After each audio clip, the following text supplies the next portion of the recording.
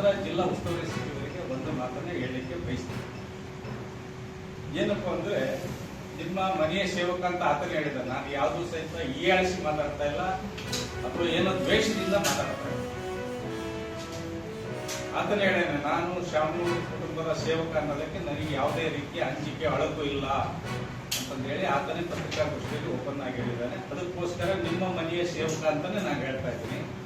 ಆತನಿಗೆ ನಿಮ್ಮ ಇತಿಹಾಸವನ್ನು ಮೊದಲು ತಿಳಿಸಿ.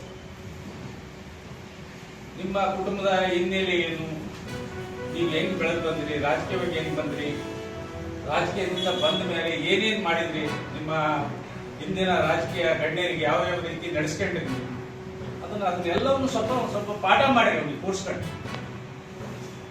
ಯಾಕೆ ಈ ಮಾತನ್ನು ಹೇಳ್ತೀನಿ ಅಂದ್ರೆ, 1992 ಇಸ್ವಿ ಒಳಗೆ ನನಗೆ ಹೇಳಿದ್ದಾರೆ, ಎಲ್ಲ ಅವರು ಥರ್ಡ್ ಸ್ಟ್ಯಾಂಡಿಂಗ್ ಮಾಡ್ತಿದ್ದ, ಹಂಗಾಗಿ ಬಹಳ ನೂರಾರು ಕೋಟಿ ದುಡ್ಡು ಮಾಡಿದ್ದಾನೆ ಅಂತ ಹೇಳಿದಾರೆ. ಅದು ಅಡ್ಡೆದಾಗ ಇಡ್ತಿದ್ದ, ಅದು ತೊಟ್ಟಿ ಒಳಗೆ ಇಡ್ತಿದ್ದ, ಹಂಗೆ ಅಂತ ಹೇಳಲ್ಲ.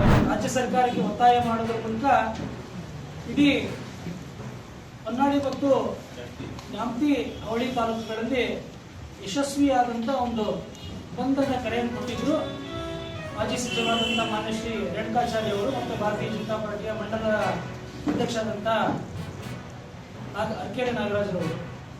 ಆ ಒಂದು ಬಂದು ಅತ್ಯಂತ ಯಶಸ್ವಿಯಾಗಿದ್ದನ್ನು ನೀವೆಲ್ಲರೂ ನೋಡಿದ್ದೀರಾ. ಆ ಬಂದು ಯಶಸ್ವಿಯಾಗಿದ್ದ ಕಾರಣಕ್ಕೋಸ್ಕರವೇ ಅವತ್ತು ಅಲ್ಲಿಯ ಕಾಂಗ್ರೆಸ್ಸಿನ ಜಿಲ್ಲಾಧ್ಯಕ್ಷರಾದಂಥ ಮಾನ್ಯ ಮಂಜಪ್ಪನವರು ಮತ್ತೆ ಅಲ್ಲಿಯ ಶಾಸಕರು ಹಿರಿಯರಾದಂಥ ಮಾನ್ಯ ಶಾಂತನಗೌಡರು ಬಂದು ಹತಾಶ ಮನೋಭಾವನೆಯಿಂದ ಮತ್ತು ಫ್ರಸ್ಟ್ರೇಟ್ ಆಗಿ ಅವತ್ತು ನಮ್ಮ ಕಾರ್ಯಕರ್ತರ ಮೇಲೆ ಹಲ್ಲೆ ಮಾಡಿದ್ದನ್ನು ನಾವೆಲ್ಲರೂ ಕೂಡ ನೋಡಿದ್ದೀವಿ.